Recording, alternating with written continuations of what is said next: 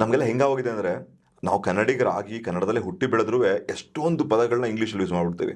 ನಾವು ಏನಾಗ್ತಂದ್ರೆ ಮದರ್ ಟಂಗಲ್ಲಿ ಯಾವುದೋ ಒಂದು ವಿಷಯನ ಜನಕ್ಕೆ ಹೇಳಿದ್ರೆ ಅದು ನನ್ನ ಒಂದು ಎಕ್ಸ್ಪೀರಿಯನ್ಸ್ ಅಂದರೆ ತುಂಬ ಚೆನ್ನಾಗಿ ಅರ್ಥ ಆಗುತ್ತೆ ಅನ್ಸುತ್ತೆ. ಅದಕ್ಕೋಸ್ಕರನೇ ಈ ಒಂದು ಪಾಡ್ಕಾಸ್ಟ್ಗಳು ಅಷ್ಟೇ ಕನ್ನಡದಲ್ಲಿ ಜನಕ್ಕೆ ಅರ್ಥ ಆಗೋ ರೀತಿಯಲ್ಲಿ ಎಕ್ಸ್ಪ್ಲೈನ್ ಮಾಡಿ ಹೇಳಿದ್ರೆ ಅದೊಂದು ಗೊತ್ತಾಗುತ್ತೆ ಏನು ವಿಷಯ ಅಂತ ಗೊತ್ತಾಗುತ್ತೆ. ಮ್ಯಾಮ್ ಹೇಳಿ, ನಿಮ್ಮ ಬಗ್ಗೆ ಹೇಳಿ, ನೀವೆಲ್ಲಿ ಹುಟ್ಟಿದ್ದು ಏನು? ಆ್ಯಕ್ಚುಲಿ ನಮ್ಮ ತಾಯಿ ಮನೆ ಮೈಸೂರು. ಸೊ ನಾವು ಹುಟ್ಟಿದ ಮೈಸೂರು, ಬಟ್ ನಮ್ಮ ತಂದೆ ಎಲ್ಲ ತಮಿಳ್ನಾಡು ಕೊಯಮತ್ತೂರಲ್ಲಿ ಬಿಸ್ನೆಸ್ ಮಾಡ್ತಾಯಿದ್ರು. ಸೊ ಅಲ್ಲಿ ಫುಲ್ ಎಜುಕೇಷನ್ ಎಲ್ಲ ನಂದಾಯಿತು. So I am an M.Com ಮಾಡಿದ್ದೀನಿ.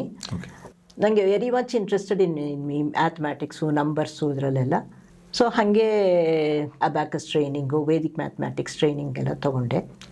Abacus math training UC maths ಅಂತ ಚೆನ್ನೈ ಬೇಸ್ಡ್ ಇದರಲ್ಲಿ ತೊಗೊಂಡೆ. ಅದು ಒಂದು ಲೆವೆಲ್ ಬೈ ಲೆವೆಲ್ ಟ್ರೈನಿಂಗ್ ಕೊಡ್ತಾರೆ. ವೇದಿಕ್ ಮ್ಯಾಥಮ್ಯಾಟಿಕ್ಸ್ ಇಲ್ಲೇ ಮೈಸೂರಲ್ಲೇ. ಮ್ಯಾಮ್ ಯಾಕೆ ಕೆಲವು ಮಕ್ಕಳಿಗೆ ಮಾತ್ರ ನಂಬರ್ಸ್ ಇಷ್ಟ ಇರುತ್ತೆ, ಇನ್ನು ಮಕ್ಕಳೆಲ್ಲರಿಗೂ ಅಷ್ಟು ಇಷ್ಟ ಇರಲ್ಲ? ಏನಾದರೂ ರೀಸನ್ ಇದೆಯಾ? ಹುಟ್ಟಬೇಕಾದ್ರೆ ನಾವು ಮ್ಯಾಥಮೆಟಿಕ್ಸ್ ಇಷ್ಟ ಇಲ್ಲದೆ ಹುಡ್ತೀವ, ಅಥವಾ ಇಸ್ ಇಟ್ ಬಿಕಾಸ್ ಎನ್ವೈರನ್ಮೆಂಟ್, ನಮ್ಮ ಸುತ್ತಮುತ್ತಲಿರುವಂತಹ ಒಂದು ಪರಿಸರದಿಂದ ನಮಗೆ ಮ್ಯಾಥಮೆಟಿಕ್ಸ್ ಮೇಲೆ, ನಂಬರ್ಸ್ ಮೇಲೆ ಅಸಹ್ಯ ಆಗುತ್ತಾ? ಇದೇನು ಕಾರಣ ಇರ್ಬೋದು? ಆ್ಯಕ್ಚುಲಿ ಕೆಲವು ಸತಿ ಈ ಪೇರೆಂಟ್ಸೇ ತುಂಬ ಮಕ್ಕಳನ್ನ ಹೆದರ್ಸ್ಬಿಡ್ತಾರೆ. ಮ್ಯಾಥ್ಸ್ ಚೆನ್ನಾಗಿ ಮಾಡಬೇಕು, ಮ್ಯಾಥ್ಸ್ ಚೆನ್ನಾಗಿ ಮಾಡಬೇಕು. ನಂಬರ್ಸ್ ಅಂದರೆ ಕೆಲವು ಸತಿ ನಮ್ಮ ಪೇರೆಂಟ್ಸೇನೆ ನಮ್ಮನ್ನು ಹೆದರ್ಸ್ಬಿಡ್ತಾರೆ. ಏನು ಅಂದರೆ ಮ್ಯಾಥ್ಸ್ ಅನ್ನೋದು ಫನ್ ಲರ್ನಿಂಗ್ ಆಗಿರಬೇಕು.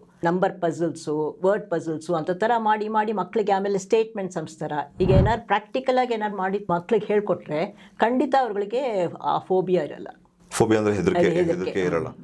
ಇದು ಯಾಕೆ ಅಷ್ಟೊಂದು ಯಾಕೆ ಸ್ಟ್ರೆಸ್? ಈಗ ಇಂಗ್ಲೀಷ್ ಕಲಿಯಕ್ಕೆ ಅಷ್ಟೊಂದು ಸ್ಟ್ರೆಸ್ ಮಾಡಲ್ಲ, ಅಥವಾ ಸೋಷಿಯಲ್ ಸೈನ್ಸ್ ಕಲಿಯಕ್ಕೆ ಅಷ್ಟೊಂದು ಸ್ಟ್ರೆಸ್ ಮಾಡಲ್ಲ ಪೇರೆಂಟ್ಸ್. ಮ್ಯಾಥ್ಸ್ ಯಾಕೆ ಸ್ಟ್ರೆಸ್ ಮಾಡ್ತಾರೆ? ನಿಮ್ಗೆ ಅನ್ಸುತ್ತೆ ಯಾಕೆ ಸ್ಟ್ರೆಸ್ ಮಾಡ್ಬೋದು ಪೇರೆಂಟ್ಸ್? ಯಾಕೆಂದರೆ ಮ್ಯಾಥ್ಸ್ ಅನ್ನೋದು ಬೇಸಿಕ್ ಎಲ್ಲದಕ್ಕೂ ಬೇಕು.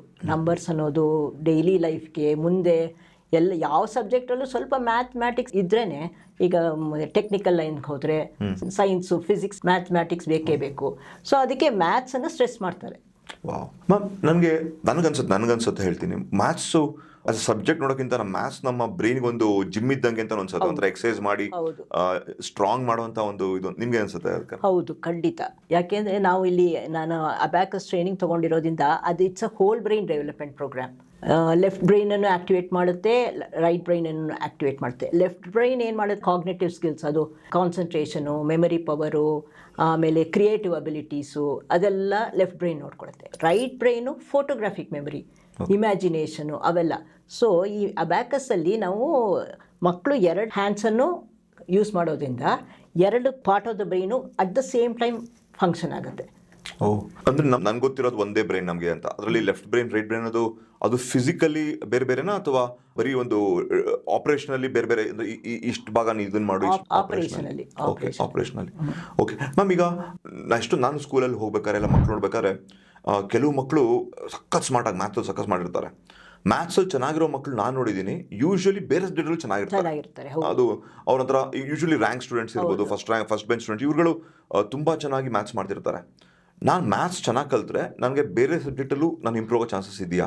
ಖಂಡಿತ. ಯಾಕೆಂದರೆ ಮ್ಯಾಥ್ಸಲ್ಲಿ ಸ್ವಲ್ಪ ರೀಸನಿಂಗ್ ಬೇಕು, ಲಾಜಿಕಲ್ ಥಿಂಕಿಂಗ್ ಬೇಕು. ಸೊ ಆ ಲಾಜಿಕಲ್ ಥಿಂಕಿಂಗ್ ಎಲ್ಲ ಸಬ್ಜೆಕ್ಟಲ್ಲಿ ಬೇಕಾಗಿರೋದ್ರಿಂದ ಸೊ ಸಾಮಾನ್ಯ ಸ್ವಲ್ಪ ಮ್ಯಾಥ್ಸಲ್ಲಿ ನಂಬರ್ಸಲ್ಲಿ ಚೆನ್ನಾಗಿರೋರು ಮಿಕ್ಕಿದ ಸಬ್ಜೆಕ್ಟಲ್ಲೂ ಚೆನ್ನಾಗಿರ್ತಾರೆ.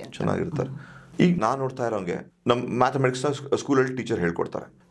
ಯೂಶಲಿ ಮ್ಯಾಥಮೆಟಿಕ್ಸ್ ಟೀಚರ್ ಏನು ಮಾಡ್ತಾರೆ, ಅವರೊಂದು ಡಿಗ್ರಿ ಮುಗಿಸ್ಕೊಂಡು ಬಂದು ಹೇಳ್ಕೊಡ್ತಾರೆ. ಮ್ಯಾಥ್ಸಲ್ಲಿ ನಾನು ನೋಡಿರೋದು ಸ್ಕೂಲಲ್ಲಿ ಟೀಚರ್ಸ್ನ ಬ್ಲೇಮ್ ಮಾಡೋಕ್ಕೆ ನಂಗೆ ಇಷ್ಟ ಇಲ್ಲ. ಯಾಕಂದರೆ ಅವ್ರಿಗೂ ಒಂದು ಪ್ರೆಷರ್ ಇರುತ್ತೆ, ನಾವು ಪೋರ್ಷನ್ಸ್ ಕಂಪ್ಲೀಟ್ ಮಾಡಬೇಕು, ಕೊಟ್ಟಿರೋ ಇಷ್ಟ ಮುಗಿಸ್ಬೇಕು ಅಂತ ಅವ್ರಿಗೂ ಒಂದು ಪ್ರೆಷರ್ ಇರುತ್ತೆ.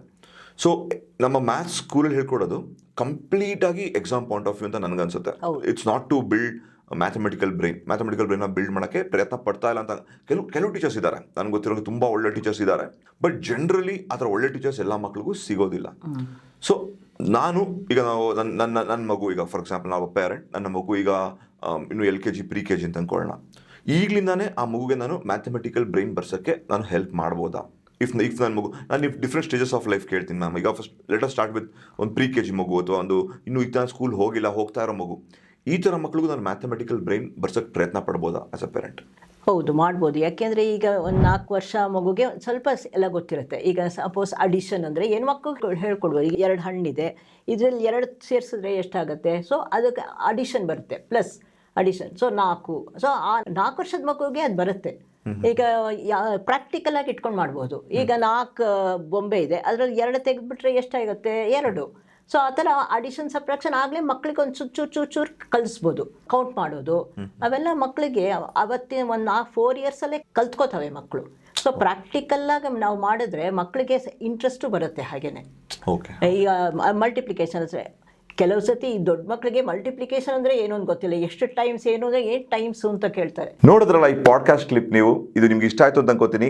ಈ ಒಂದು ವಿಡಿಯೋದ ಫುಲ್ ವಿಡಿಯೋ ನೋಡಬೇಕು ಅಂತ ಶ್ರೀಮಂತ ಮನೆಪಾಠ ಚಾನಲ್ ಬಂದು ನೋಡಿ, ಅದರಲ್ಲಿ ನಿಮಗೆ ಫುಲ್ ವಿಷಯಗಳು ತಿಳ್ಕೊಳುತ್ತೆ. ಇನ್ನೂ ಇಷ್ಟೊಂದು ಹಲವಾರು ವಿಷಯಗಳನ್ನ ತಿಳ್ಕೊಳ್ಳೋ ಸಿಗುತ್ತೆ. ನಿಮ್ಗೆ ಟೈಮ್ ಇದ್ದರೆ, ಟೈಮ್ ಇಲ್ಲ ಅಂದರೆ ನಾವು ಶ್ರೀಮಂತ ಮನೆಪಾಠ ಕ್ಲಿಪ್ಸಲ್ಲಿ ಬಂದು ನೀವು ಎಲ್ಲ ಕ್ಲಿಪ್ಗಳನ್ನ ತುಂಬ ಸಂಕ್ಷಿಪ್ತವಾಗಿ ನೋಡಿಕೊಂಡು ನೀವು ಎಂಜಾಯ್ ಕೂಡ ಮಾಡ್ಬೋದು.